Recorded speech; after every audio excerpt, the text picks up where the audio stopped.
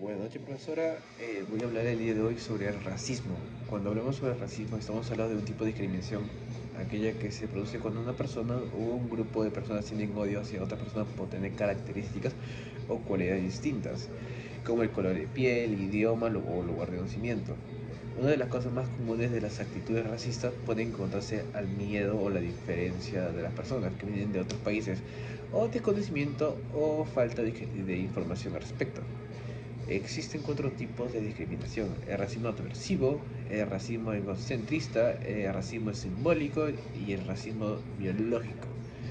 El racismo aversivo es un tipo de racismo sutil porque generalmente es empleado por personas que están abiertamente en contra del racismo y los comportamientos racistas. En el racismo aversivo se pretende la igualdad de derechos y la libertad que cada grupo viva su propia cultura abiertamente. En cambio, las actitudes racistas se producen mediante la distancia con la otra persona, falta de empatía o mostrando frialdad. O sea, es como que tú estás. O sea, yo soy una persona que está totalmente abierta hacia el no racismo, pero cuando estoy cerca de esa persona, lo último que quiero es estar cerca de esa persona. Mantengo mi distancia y no soy tan empático. Es racismo etnocentrista, como su mismo nombre dice, somos por creencias, culturas, ¿no?, situaciones. Este tipo de racismo está basado en la superioridad de cultura del propio grupo, por lo que se asume que otros grupos diferentes suponen que una amenaza cultural. En este tipo de racismo no hay derecho a la igualdad y se cree que las personas que son de una raza diferente a la propia deben sostenerse a un grupo predominante. Este rechazo de costumbres, creencias, comportamientos y religiones o lenguajes de otros grupos étnicos con actitudes concurrentes a ese tipo de racismo. Las personas usualmente de este racismo egocentrista son personas que creen o piensan de que su cultura, sus creencias o su país son mejores. Como, no sé, se podría decir como los budistas creen que son mejores creen que su religión, que Buda es superior a Jesús, que es su mejor creencia, que sus comportamientos son mejores y esas cositas. Y su lenguaje es superior. Racismo simbólico. Usualmente el racismo simbólico se utiliza como en un pequeño punto donde dice, ok, en este grupo vamos a ser chévere, todo cool, todos somos compañeros, pero fuera de este grupo no somos nada, no te conozco, no me caes bien, no es nada. Ese sería el racismo simbólico. El racismo simbólico aboga por el derecho de ser iguales, ¿ves? Pero con matices. El derecho a ser iguales existe, pero para ámbitos puntuales o ciertas situaciones. Es un ejemplo que explica el racismo simbólico. Es la libertad que tiene cada grupo para vivir como quiere, pero en áreas limitadas en dicho grupo. Estas actitudes provocan una segregación cultural entre los distintos grupos, lo que a su vez produce distintos distanciamientos entre sus mismos miembros. Que en otras palabras se podría decir que es hipocresía en muchas situaciones. Racismo biológico, como lo dice, es por tu mismo color de piel, porque viene de otro país y otros tipos de cosas más. Es el tipo de racismo menos tolerante. Entiende que una raza es biológicamente superior a las demás que amenazan con degenerar a la raza que es considerada principal. El racismo biológico no se cree que los miembros de otras razas deban tener ningún derecho y piensan que deben ser excluidos totalmente e incluso apuestan por la segregación física. Un ejemplo de ese tipo, el racismo fue llevado a cabo en el régimen nazis entre los años 30 y 40. Consideraban que la raza aria como una raza pura y superior. Al igual que en Estados Unidos, la mayoría de personas pensaban que ser blanco era superior a los negros y que simplemente los negros no merecían ningún derecho y que queden atrás, que sean esclavos y hasta la actualidad me tengo que decir que sigue siendo igual. En muchas situaciones se ha tratado de invadir y combatir con este racismo biológico, que es lo que más influye y es lo que más se presenta en muchos países y en muchos lugares. Así mismo Perú, consideran que las personas limeñas son mejores que las personas que vienen de allá. En realidad, los dos somos iguales, o los tres, porque también los selváticos somos totalmente iguales y no hay nada diferente entre ellos y nosotros. Es muy absurdo y muy ignorante de la parte de las personas creer que un color, una religión, unas creencias, un lugar definen muchas cosas sobre una persona. Y actualmente voy a hablar sobre el racismo en el Perú en el siglo XXI y la lucha sigue continuando. Durante muchos años el Perú ha logrado un crecimiento económico sostenido una importante reducción de la pobreza y la mayor tendencia a celebrar la diversidad étnica y cultural del país. Esto se refleja en diversos fenómenos como el boom de nuestra gastronomía, la expansión del turismo y el éxito comercial de la economía peruana. También ha debido a avances significativos hacia la igualdad formal de derechos, la prohibición de discriminación de sus diversas formas y la expansión de la participación política y social de sectores históricamente exclusivos. A pesar de estos avances, en Perú, como la mayor parte de Latinoamérica, las desigualdades sociales siguen siendo profundas y desafortunadamente sentidas. Para la población indígena, nativa y especialmente para quienes residen en zonas rurales, los obstáculos pueden adquirir una educación de calidad, un adecuado ingreso familiar y un ejercicio pleno de sus derechos. Siguen siendo particularmente grandes, pero también hay obstáculos significativos para muchos mestizos pobres, para integrantes de la minoría afrodescendientes y la mayoría de mujeres peruanas. Aunque el Perú avanza, la mayoría de peruanos percibe que este país prevalece la desigualdad de oportunidades y el trato frente a la ley. Usualmente acá nos tratamos de entender de que hay personas que siguen discriminando al Perú o a sus mismos peruanos o compatriotas. En estas situaciones se podría decir que no, una persona pobre no puede tener accesos, más accesos que una persona rica. Una persona pobre que no va a entender acá que la persona pobre tiene su sitio y los ricos tienen su sitio. Y eso está muy mal. Acá también habla sobre los afrodescendientes, que son personas que son de color negros o color y que ellos no merecen ciertas oportunidades. Y esto se ha visto cuando los siglos atrás, en los años 70, 60, donde el negro se utilizaba, bueno, el hombre de color, si no me equivoco, aún seguía como esclavo y se le maltrataba y no se le daba oportunidades, al igual que el nativo, que es lo que venía de provincia. Se le considera personas ignorantes, personas que solamente sirven para el campo y se le maltrataba, al igual que la mujer, que simplemente sirve para la cocina y cosas de cuidar al bebé, al niño y también de la casa. Estos sentimientos fueron determinantes en la elección presidencial 2011, en la que ganó el candidato que mejor respondía a las demandas de inclusión social, pero también brotaron las peores expresiones de racismo y prejuicios étnicos, la otra cara de la moneda. ¿Cómo explicaríamos esta situación? ¿Qué mecanismos de exclusión y discriminación son más patentes ahora? ¿Y cómo se relacionan entre sí?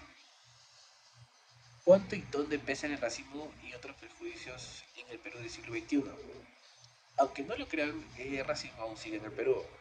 En muchas situaciones, entre, se podría decir que te discriminan por el lugar donde vives. Está mismo Lima. Si no eres de Miraflores, si no eres de Lima, si no eres de zona céntrica del centro, te discriminan y dicen, ah, eres Samuel Urigancho, oye, oh, bueno, no me robes, así, cosas que parecen burla, pero sí es racismo. Se puede decir que es un racismo indirecto o inofensivo, para no tratar de lastimar, pero en realidad estás siendo agresivo y estás ofendiendo a la otra persona con tus palabras. Es una forma de racismo también, discriminar a la persona por donde vive, de dónde es, de cómo se viste.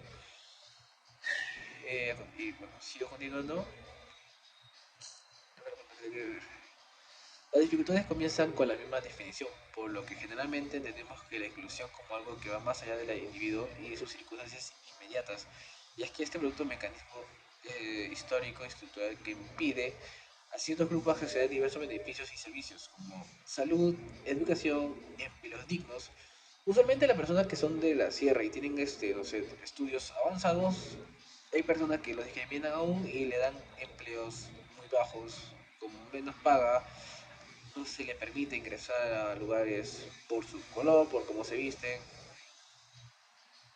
Y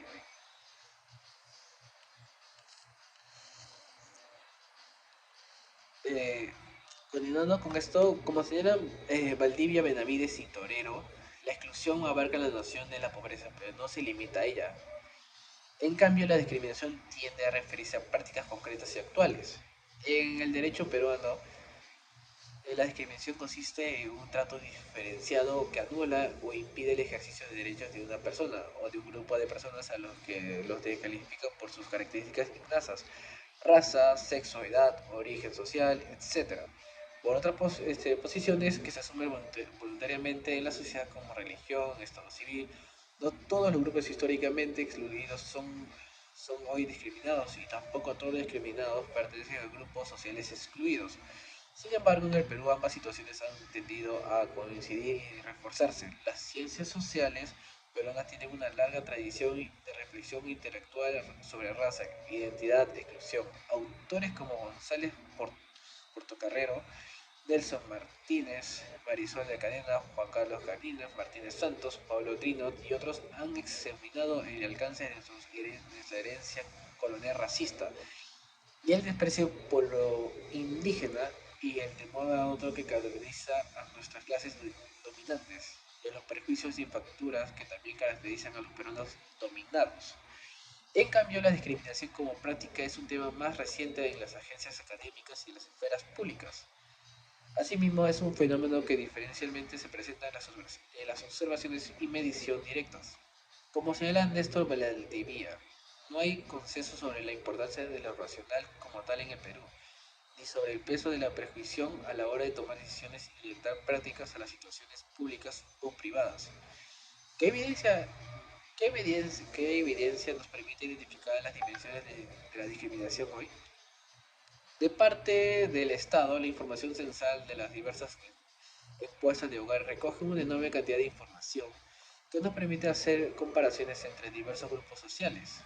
Pero en las encuestas oficiales no captan la complejidad de las identidades raciales y étnicas, ni explican el porqué de las diferencias encontradas.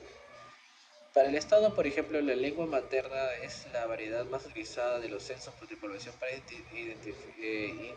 para diferenciar a los grupos étnicos y es una variedad orientada a identificar a la población indígena más tradicional y a menudo de la más excluida socialmente. Para esto no ayuda a identificar a los peruanos que pueden tener raíces y tradiciones indígenas, pero han migrado y han dejado de utilizar o transmitir la lengua nativa. Esto nos habla sobre la lengua nativa que en el tiempo de, si no me equivoco, profesora, ha sido en el tiempo de Fujimori que él puso, espero no equivocarme, puso como lengua oficial, no fue lengua, pusieron como lengua oficial el quechua, ya que había mucho racismo y no se utilizaba mucho el lenguaje quechua.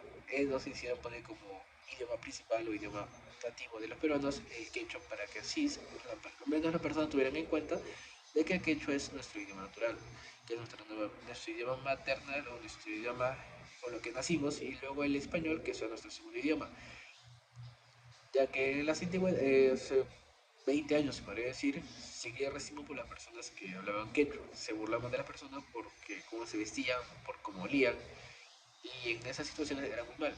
El peruano en sí es una persona muy racista y eso está mal. Asimismo, no, bueno, continuando con la exposición, profesora, asimismo no visibiliza las importantes minorías étnicas que de habla castellana, en particular las personas de ascendencia africana, japonesa y china, aunque la igualdad de derechos y oportunidades está garantizada en la Constitución, las autoridades tampoco hacen un seguimiento del acceso que tienen diferentes grupos de servicios públicos, ni monitorean el trato de ciudadanos que reciben, por ejemplo, el sistema educativo, las instalaciones de salud o los tribunales de justicia. Acá más o menos le explico, profesora, nos da a entender, o sea, nos explica, espero no equivocarme, que los peruanos prefieren más atender a los extranjeros que al propio peruano. El mismo peruano discrimina a su propio pueblo, se puede decir, así, no le toma importancia, prefiere atender a otra persona del exterior, prefiere cuidarlo más a él que tratarlo a su propio compatriota o a su propio hermano. Y eso de cierta manera está muy mal, porque se supone que son del mismo país. ¿Y cómo vas a preferir a alguien del exterior antes que a tu propia patria, a tu propio compañero? Nunca nadie sabe si esa persona te puede ayudar más adelante. Y al hacer la discriminación de esa tal manera, nos damos cuenta que el peruano es una persona muy ignorante y prefiere su conveniencia antes de que ayudar a su propio país. Es por eso que realmente el Perú o el país no progresa en muchos sentidos, porque no hay igualdad, no hay solidaridad, no hay tolerancia, no hay nada para nada de empatía en muchas situaciones. El mismo peruano se condena a sí mismo a sufrir estos maltratos.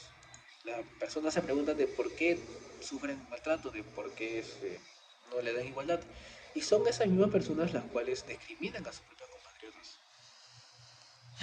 La Defensoría del Pueblo, entidad de que investiga denuncias de ciudadanos por violación de sus derechos de entidades públicas, reconoce que el Estado no tiene una respuesta organizada contra la discriminación. Eso está muy mal, ya que uno de los factores más importantes en nuestro país sobre los problemas y sobre la problemática de nuestro país, aparte de la pobreza, es la discriminación. La pobreza también es una discriminación muy grande, ya que las personas prefieren, como le digo, prefieren ayudar a personas con más dinero o con más conveniencia, se puede decir, con más dinero, que le puede dar un poco más de billete en vez de ayudar a alguien por honor, por amor, por empatía. No se hace nada para tratar de solucionar esos problemas muy importantes. Prefieren estar perdiendo el tiempo con cosas de farándula, con cosas que no tienen para nada que ver, pelean por cosas estúpidas, como profesor, por cosas que no tienen nada de sentido, en vez de tratar de solucionar problemas como estos, como lo que es el racismo. Quieren solucionar la pobreza, pero no quieren solucionar lo que es el racismo. El racismo es un problema muy importante y abarca muchas situaciones y considero yo personalmente que el racismo es un problema que se debe tratar ya, que se debe, es la problemática más importante que tenemos en el Perú. Porque si tú controlas o solucionas lo que es el racismo en tu país, lo que los otros problemas se acaban. Porque al no tener racismo y al tener ese que se llama empatía, amistad, compromiso con el prójimo, la pobreza se acaba, las indiferencias se mueren. Ya no hay nada de indiferencias, no hay nada de discriminación, no hay nada de pobreza. Al ser una persona no racista y al moverte una persona empática, ayudas a la otra persona a que no caiga, a que no se descienda y das la mano antes de quitársela. Eso es todo, profesora. Yo considero que durante mucho tiempo en ese estado, en el Perú, el racismo ha sido reducida. Yo considero que el racismo en el Perú no ha sido reducida para nada, simplemente ha cambiado de estado o cambiado de forma de cómo hay de agredir verbalmente y psicológicamente a sus compatriotas. En muchas situaciones he visto a personas mayores, menores, insultando, agrediendo verbalmente a sus compañeros o a sus compatriotas en muchos sentidos, como oye cholo, oye negro. Y esas palabras, aunque la persona digan que solamente es broma, está siendo racista y está discriminando a su compañero. Él no sabe cómo se puede sentir otra persona, entonces él no sabe cómo puede actuar esa persona por esas palabras. Probablemente uno puede pensar de que es una broma, oye, oye, yo soy así, yo bromeo con esto, pero en realidad esas situaciones implica bastante y puede afectar psicológicamente a la otra persona. Eso es todo, profesor.